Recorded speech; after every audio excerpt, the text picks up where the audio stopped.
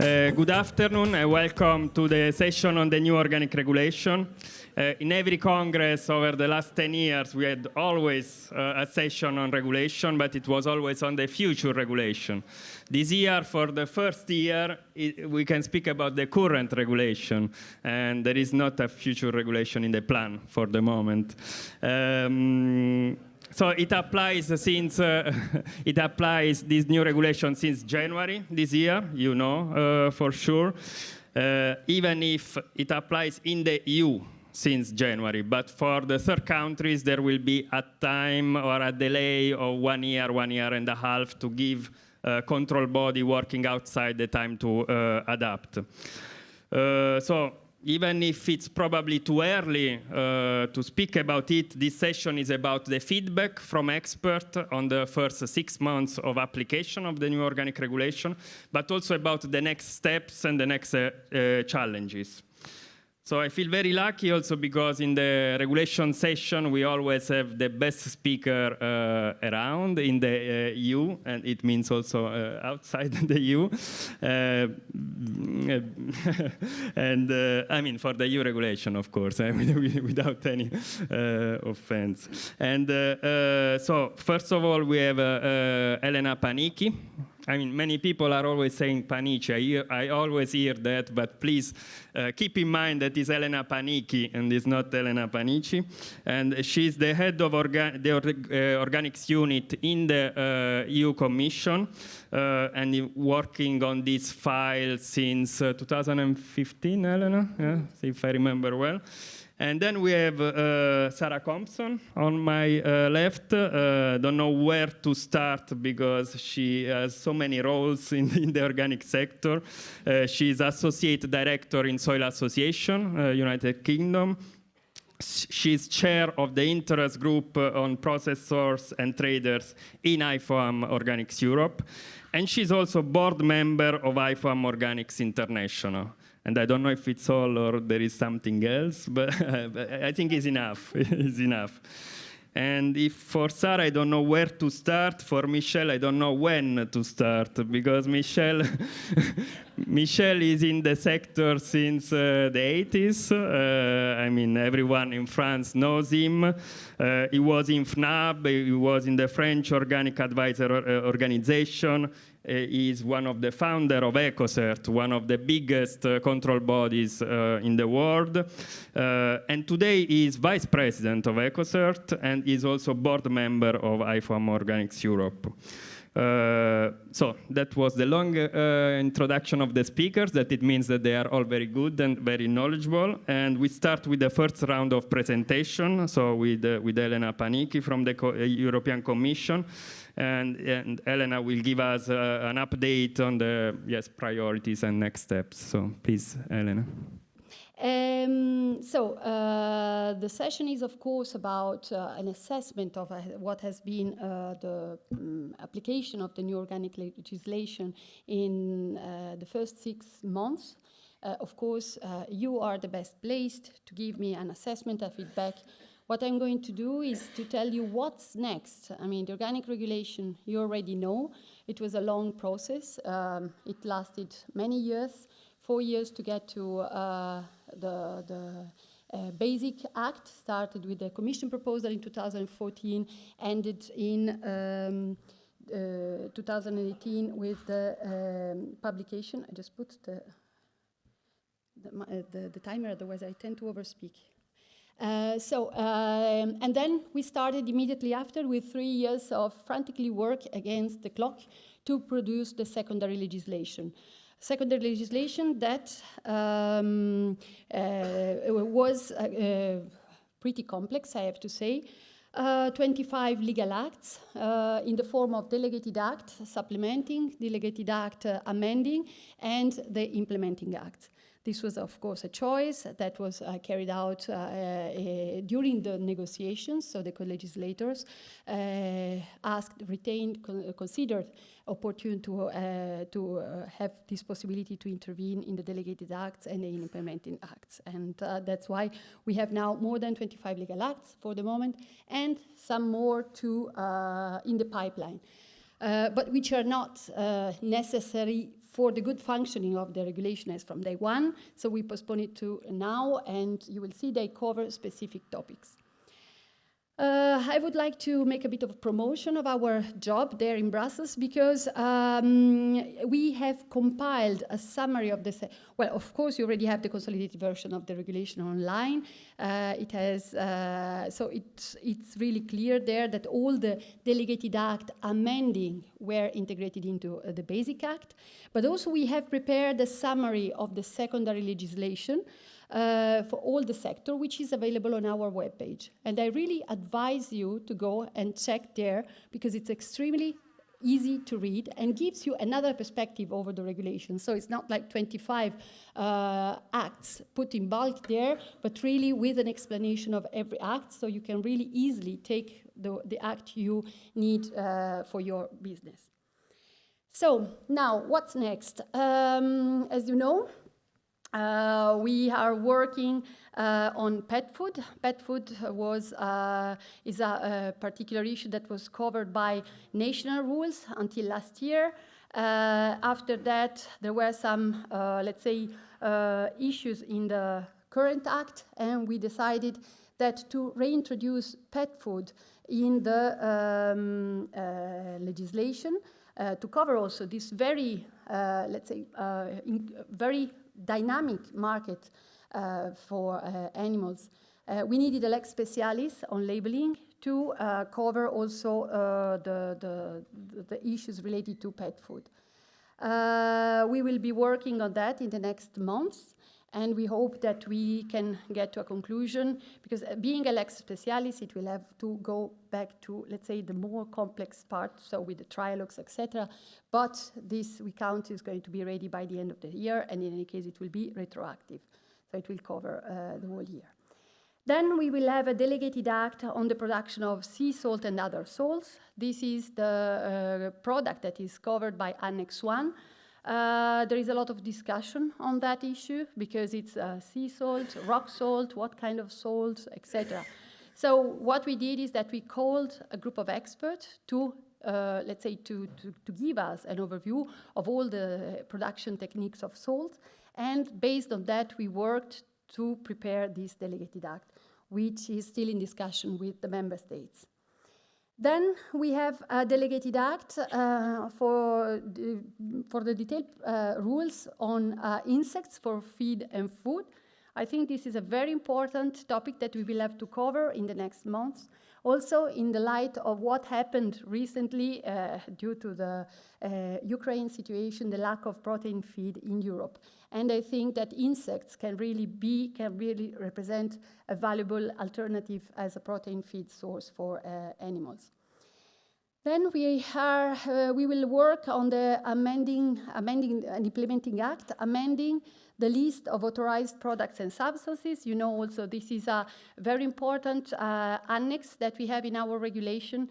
There you have all the list of products and substances that can be used in organic farming, organic agriculture production in general, also for the industry, also cleaning and disinfectants, etc. This is a very delicate issue, and even also for that reason, we always call the expertise of IGOP, which is the scientific group that gathers to issue opinions on let's say, the compatibility of certain products with the principle of organic production.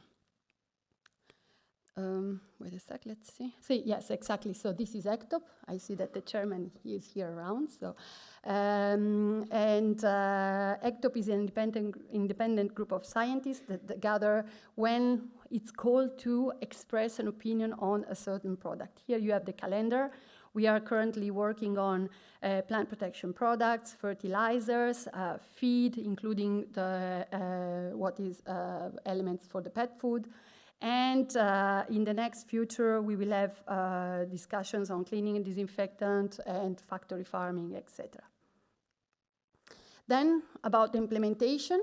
Then here we will continue for the production rules to produce frequently asked questions.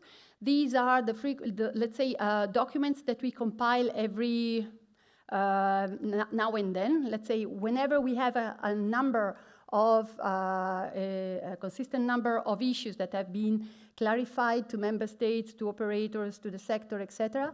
We compile the frequently asked questions that we put online, and for us it's very, very important that you have a look there, because it can already give you a guidance and clarify certain aspects of the legislation. We have also, we are issuing now in the next weeks, there will be the one on aquaculture, which will be released. We already have one on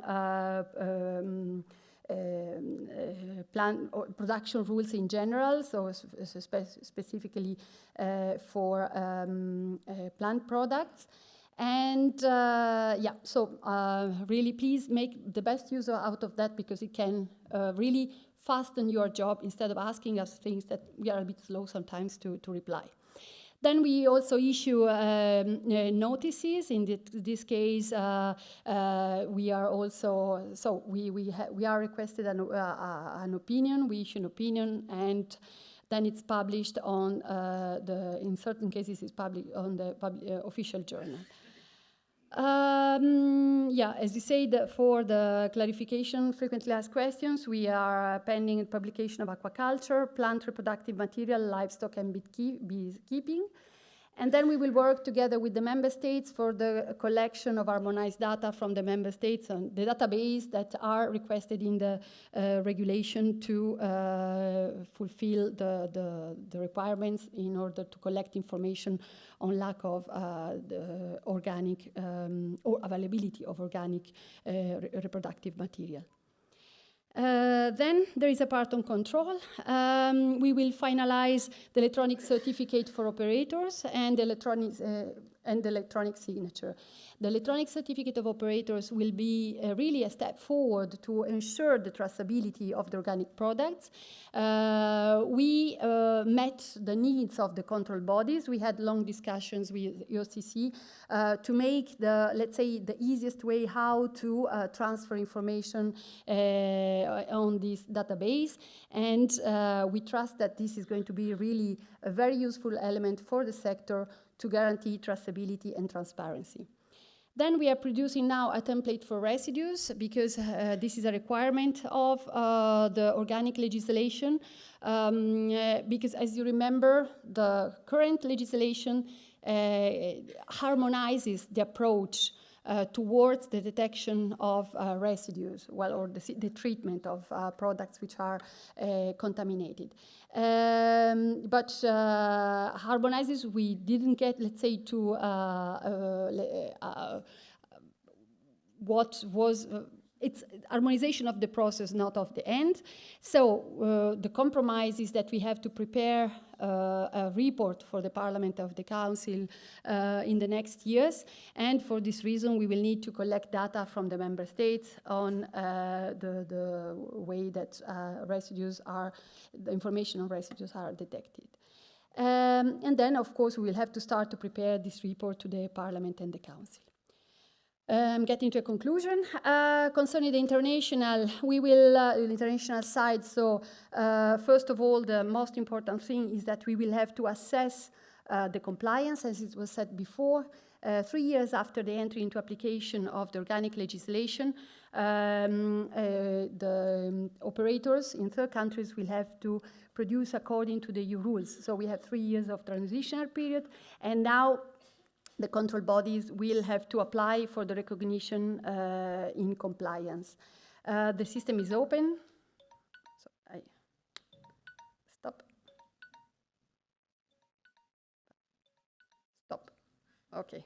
But it's time I conclude. So the system is open. We are waiting for the application, and in this way, let's say we can start the transition from the equivalency to the compliance. Then we will start the negotiation with third countries, because as you know, one of the provisions of the regulation is also to convert the current arrangements that we have with third countries into fully fledged international agreements. And so we have in the pipeline the negotiation with 11 countries. You have there the list, and these equivalencies will have to be reciprocal, so that means that also we will benefit of the same recognition from the third country, and that will easy trade with certain of those partners.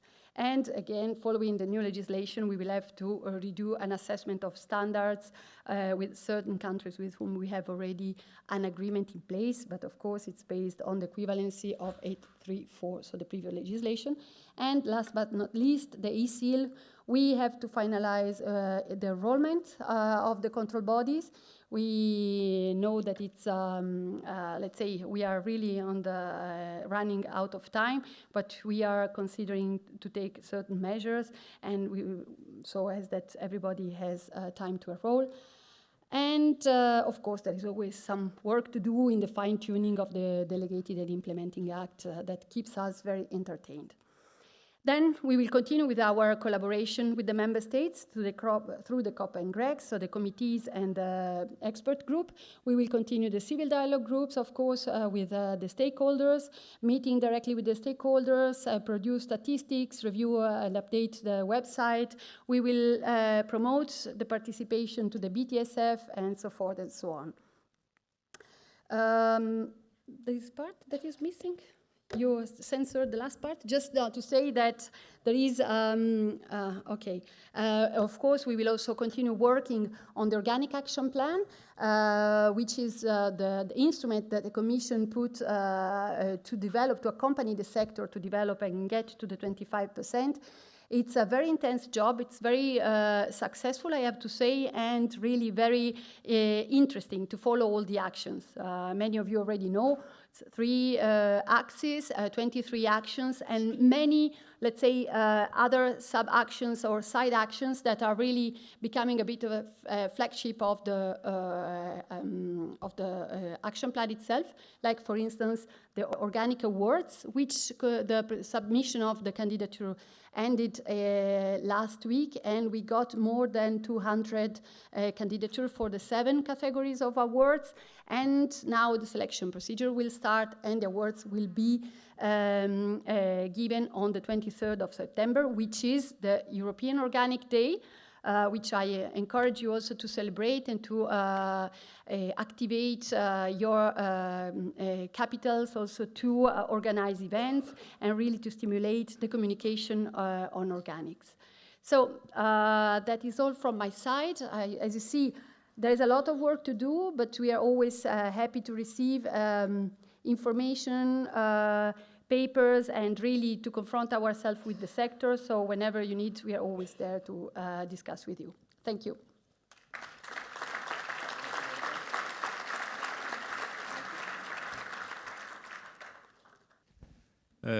Okay, now it's working. And I was saying, okay, good. Thank you, Elena, for this. We will see if there are questions at the end of the session, if you have time. And please, Sarah. Sarah will tell us the feedback on the production rules and her views on the first 6 months of this year. Thank you, Sarah. Thank you. Good afternoon, everyone. It's so lovely to see you all in person, and for me to be in the EU, even if it's only for 2 days. So thank you for having me here. So yes.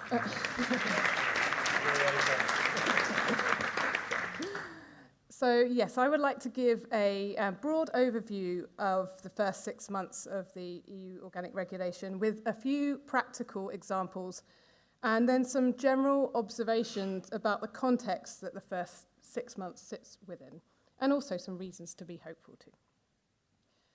So in terms of the broad overview then, there's no major issues that have arisen in this first 6 months, partly because many of the requirements, particularly ones in relation to livestock farming, have long implementation lead times. Other issues like residues we'll be addressing during the course of these 2 days, so I won't go into here.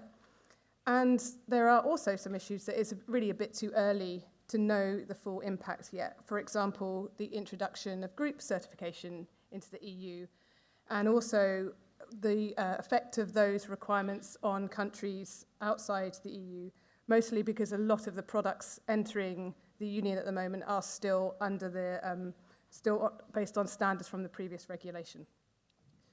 Understanding the requirements that operators have to meet can be quite complex.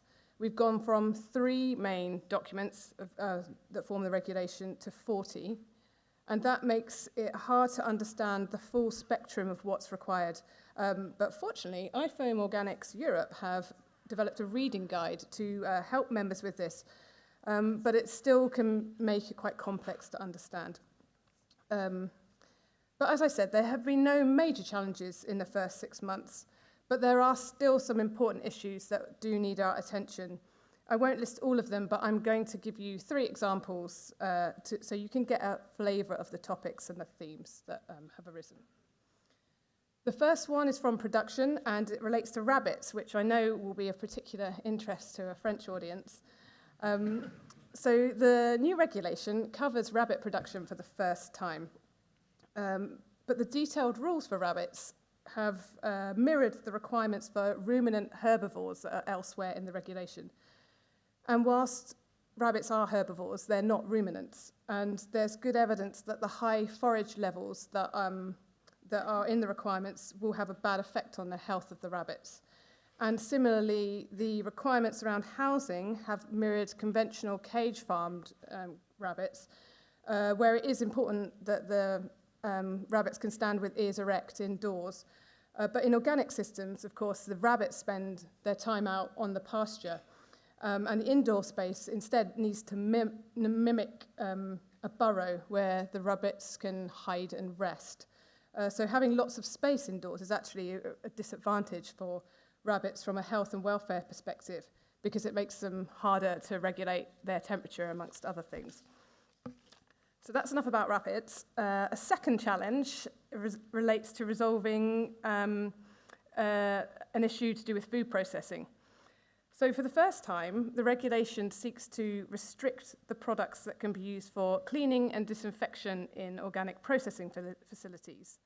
And this is really great in that it's a good opportunity to restrict highly hazardous substances.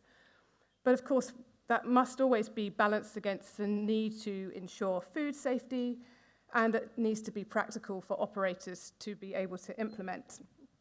Now, the regulation foresees a positive list of cleaning and disinfection products to be in place by 2024. And the Commission has proposed a priority substance list of 116 products.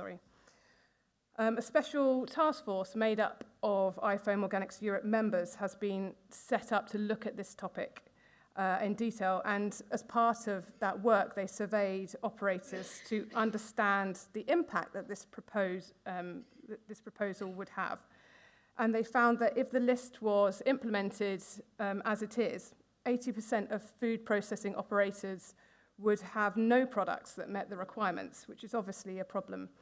And overall, they found that the idea of a traditional positive list, with just literally a list of products, was unfeasible because there are too many products with too many different formulations, and there's not enough information available about what's in a lot of cleaning and disinfection products to make it very easy to implement.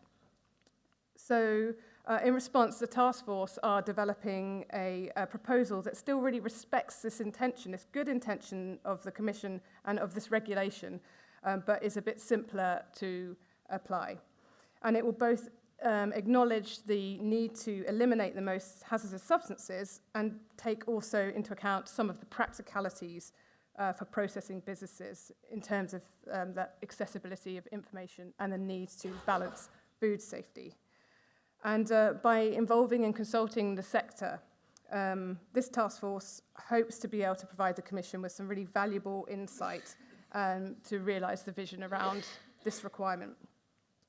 Even though I'd mentioned the implementation date is 2024, which feels a long way off, but it needs resolution soon because, it's obvious we need to do lots of forward planning for things like this. The third issue I want to raise is a concern that I hear through my role on the IFOAM Organics International World Board, and it relates to the move from equivalence to compliance for goods imported into the Union from third countries.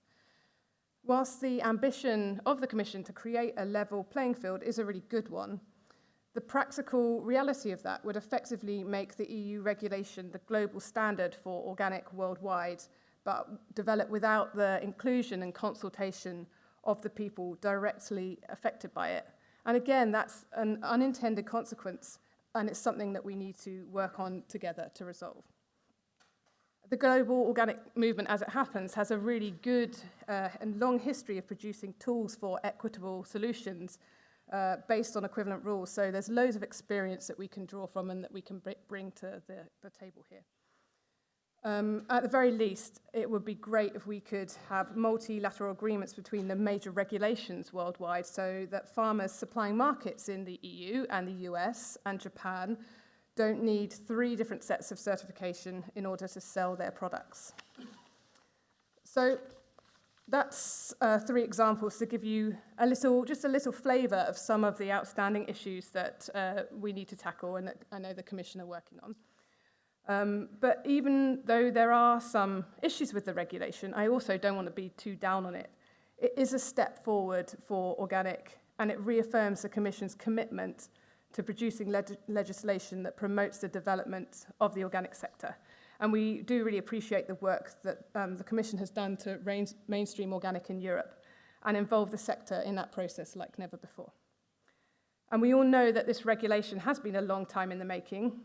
And during that time, the bold and ambitious European Green Deal was published, along with the Farm to Fork and the biodiversity strategies.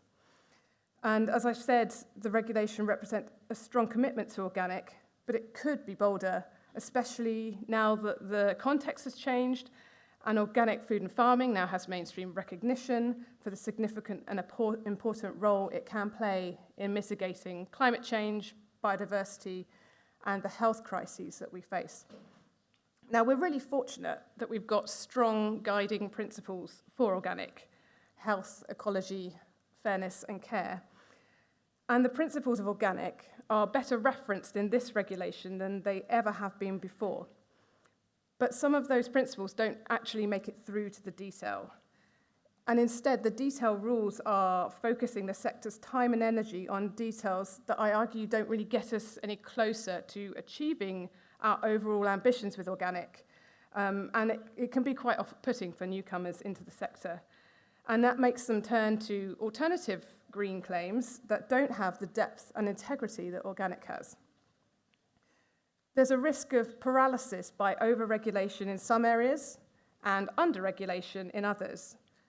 And by that I mean the breadth of organic isn't fully reflected in the detailed rules. So it's important that we keep our eyes on the prize. Organic needs to deliver impact, make sense to the market, and make sense to consumers. So what I'm calling for might sound somewhat contradictory, but I would like to see a greater focus on the bigger picture, ensuring more of the principles reflected in regulation, but at the same time, far less focus, time, and energy on resolving the detailed rules. And I was thinking today that, to my mind, it's a bit like we're all in this big ship. So the organic sector, the Commission, we're all in the good ship organic. But what's happening at the moment is we're spending a lot of time below deck, plugging holes in the hull. But what we really want to be doing is being on deck, raising the sails, looking to the future, looking to the direction that we want to be going in. And so that's what I would really like us to see us doing, more of that heading towards the future. And we've also got these external factors that cannot be delayed. It's like the tide. So as the tide is going out, we could hit the rocks. And the tide is like climate change. You know, we might have the perfect ship, but if we don't do it in time, we're going to get ruined on the rocks anyway. It might be an analogy too far, but it helps me to think about where I think we should be going. So finally, and this has been referenced earlier quite a lot, the regulation needs to exist in an enabling context. And that's why the regional action plans are so important. And also the externalities that organic internalizes must be better recognized and rewarded. Or at least the true costs of food production to the environment and society should be better reflected in the costs of production. Again, something that was referenced earlier. So finally then, organic food and farming can deliver a cleaner, greener Europe, one that we all want. And we're grateful to the Commission for bringing your commitment to organic. And we're also committed to working hard alongside you to bring our mutual goals to reality. Thank you.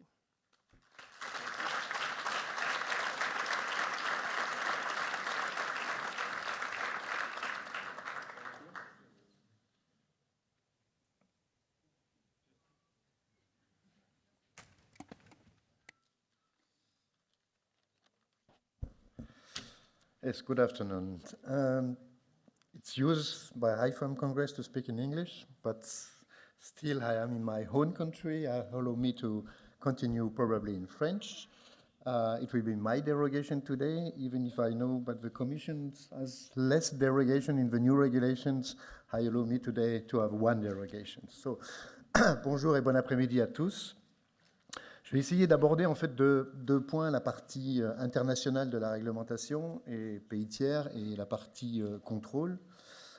Sur la partie internationale, il est vraiment difficile après 6 mois de faire un bilan puisque pour la plupart des points, elle n'est pas appliquée encore puisque la conformité dans les pays tiers n'est pas encore appliquée et les reconnaissances des pays, ceux en vigueur dans la réglementation précédente, n'ont pas changé. Toutefois, juste un rappel quand même, parce qu'il y a un changement important dans la nouvelle réglementation, c'est que le système précédent reconnaissait des systèmes équivalents, soit en fonction des pays, soit selon les organismes de contrôle qui étaient reconnus. Et on est passé à ce qu'on appelle en anglais la compliance, donc la conformité, ce qui veut dire que les opérateurs dans les pays tiers devront appliquer en fait cette réglementation de la même manière que les opérateurs dans l'Union européenne. C'était une exception, on va dire, européenne, cette équivalence, puisque la Chine, la Corée, le Japon, les USA, le Canada imposaient une réglementation, imposent leur réglementation dans tous les pays.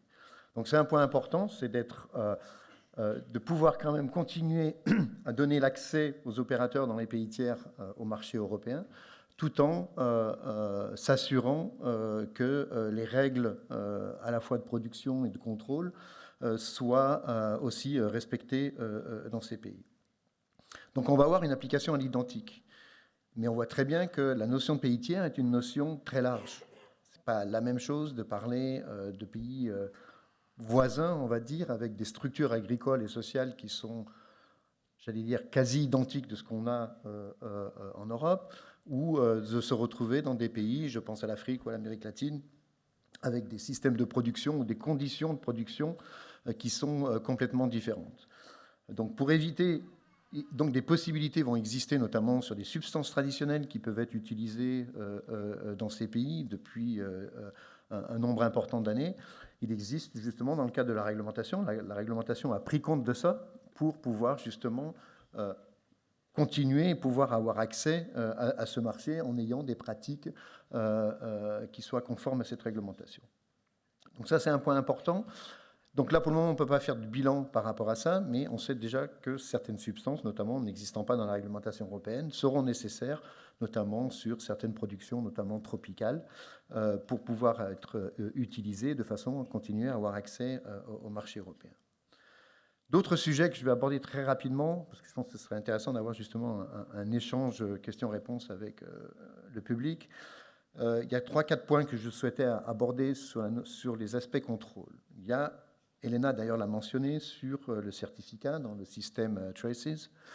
Je pense qu'on peut tous souligner l'intérêt d'avoir une base de données consolidée au niveau européen où on va regrouper tous les certificats d'opérateurs de façon à ce que les opérateurs puissent, dans leurs achats, vérifier la conformité de leurs approvisionnements. Donc ça, je pense que c'est, on va dire, la bonne nouvelle.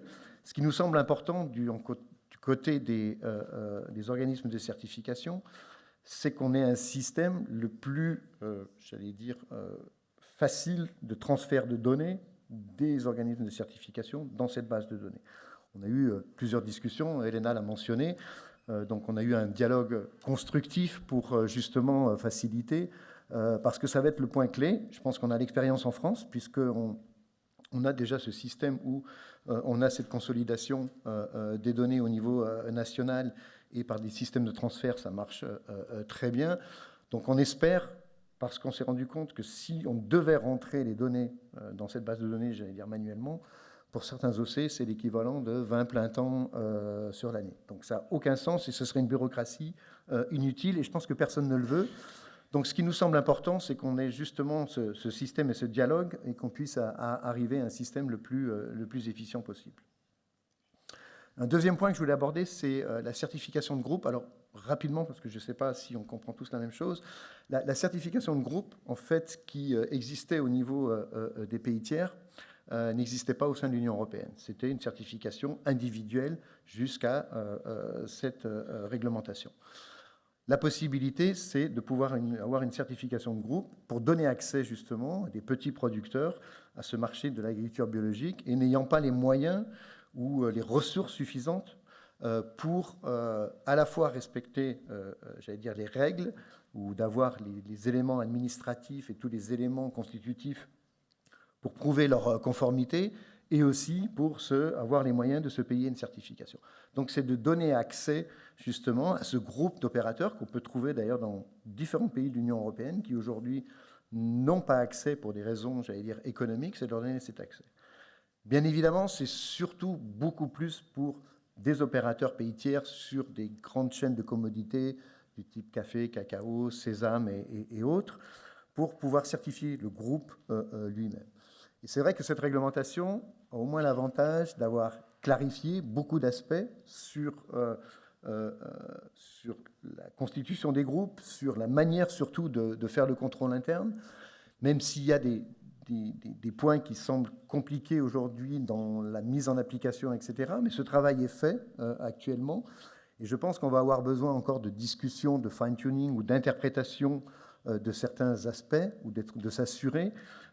Mais moi, je reste confiant par rapport à ces nouvelles contraintes, de façon à s'assurer aussi que les produits venant des pays tiers soient aussi conformes de la même façon que ceux qui sont produits dans l'Union européenne. Et ça, c'est quand même un intérêt. C'est aussi un moyen de protéger, j'allais dire, les opérateurs européens, mais il faut quand même qu'on soit aussi, j'allais dire, très pragmatique, parce qu'on a face à des situations dans les pays tiers. Moi, j'ai travaillé beaucoup en Afrique. C'est vrai que il faut adapter et on n'est pas du tout dans des systèmes administratifs structurés comme on peut avoir aussi en Europe.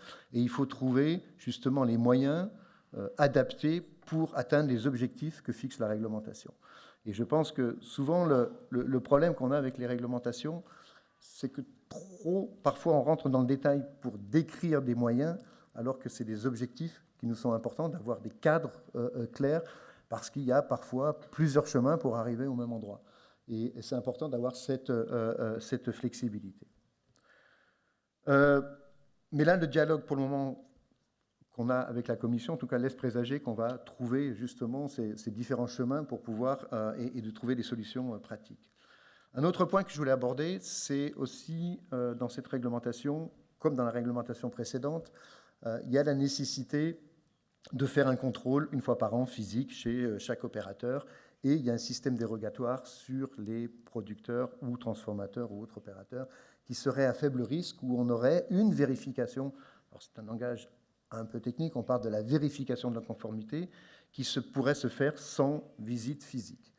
Aujourd'hui, rien n'est décrit, tant au niveau du secteur que, j'allais dire, au niveau réglementaire, sur comment le faire. Et je pense que c'est intéressant de s'inspirer aussi de ce qu'on a vécu pendant la pandémie Covid, sur les moyens justement où on a pu faire des vérifications de conformité sans aller sur le terrain par soit ce qu'on appelle des remote audits, donc des audits à distance ou d'autres moyens de vérification.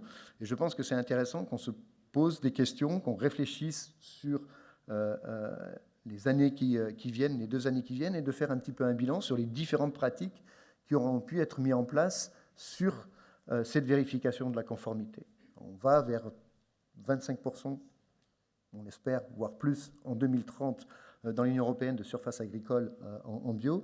Il faut trouver des outils. Et là, on parle bien justement d'une vérification sur des opérateurs à faible risque, et on peut avoir des moyens. Et c'est aussi un moyen de pouvoir faire, j'allais dire, une surveillance plus importante, pas seulement la visite annuelle, mais aussi d'avoir des visites plus souvent, mais qui ne sont pas forcément physiques et qui peuvent être faites par l'aide d'outils technologiques. Et à ce propos, je tiens à souligner qu'en fait, qu'au niveau justement du groupe IFOAM Organic Europe, on travaille, mais pas seulement certificateur sur la certification, parce que je pense que la certification n'est pas réservée aux certificateurs, puisqu'elle concerne tout le secteur. Les producteurs sont concernés puisqu'ils sont certifiés, les transformateurs aussi. Et on a une réflexion justement sur le futur de la certification en agriculture biologique, sur les outils technologiques qui s'offrent à nous. On peut très bien aujourd'hui, avec les images satellitaires, vérifier les rotations sur les parcelles et sans aller sur place. Donc on peut avoir des vérifications en continu. Et c'est pour ça que c'est important, je pense, que de réfléchir aujourd'hui, d'utiliser justement les technologies qui sont à notre disposition pour, j'allais dire, même améliorer l'intégrité et la fiabilité des contrôles qu'on peut conduire. Il y a un point que je voudrais aborder aussi, parce qu'on parle souvent d'harmonisation. Combien de fois j'ai entendu ce mot dans toutes les réunions et la tendance est de confondre le mot harmonisation avec le mot uniformisation, qui sont pour moi deux choses différentes. Quand on veut harmoniser, bien évidemment, la tendance qu'on a aujourd'hui, c'est un petit peu d'uniformiser. On est 27 États membres, les réalités sont aussi différentes. Et je pense que c'est important de laisser, j'allais dire, des marges de manœuvre au sein des États membres. Mais d'un autre côté, on se rend compte aussi qu'on a des interprétations au niveau des États membres. Bien souvent, on a la tendance à critiquer la Commission parce que c'est facile, Elena. Mais on se rend compte aussi qu'au niveau des États membres, parfois, alors j'aime pas trop l'expression, mais j'allais dire, c'est bien pire. Dans le sens où, juste vous donner un exemple, où le règlement européen nous dit qu'on doit faire les contrôles au moment le plus approprié. Et il y a des États membres, dont par diplomatie, je ne citerai pas les noms, mais certains États membres ont décidé, il y a une semaine ou 2 semaines, de dire, eh bien, nous, on va vous donner les dates pour faire les contrôles. C'est-à-dire que pour le melon, vous avez un mois entre mi-juillet et mi-août, parce que les contrôles doivent se faire systématiquement à la récolte. Donc, on arrive à des absurdités aujourd'hui, et je profite aujourd'hui de cet auditoire, justement, pour montrer et pour demander aussi à la Commission d'être vigilant, parce que pour moi, c'est même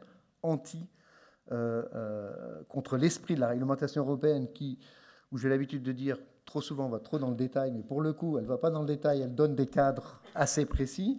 Et à l'inverse, certains États membres ne semblent pas avoir compris l'esprit de cette réglementation.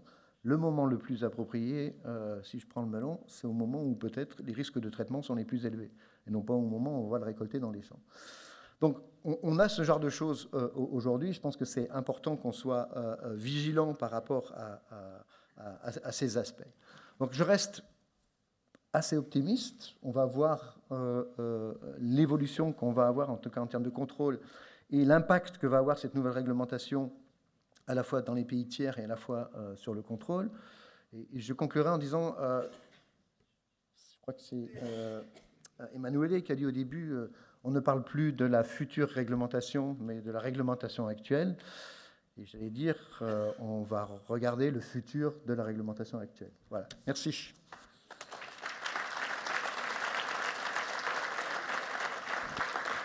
Merci. This time is working.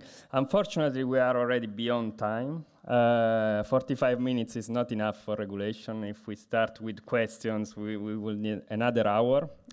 So what I can propose is that you can approach the speakers and today, this evening, during dinner, so that you cannot enjoy your dinner.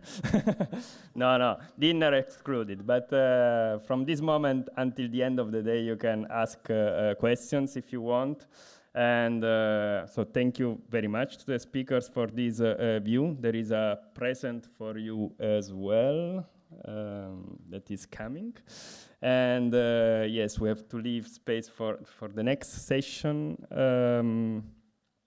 And yes, thank you again. And sorry that there was no time for a question from the audience.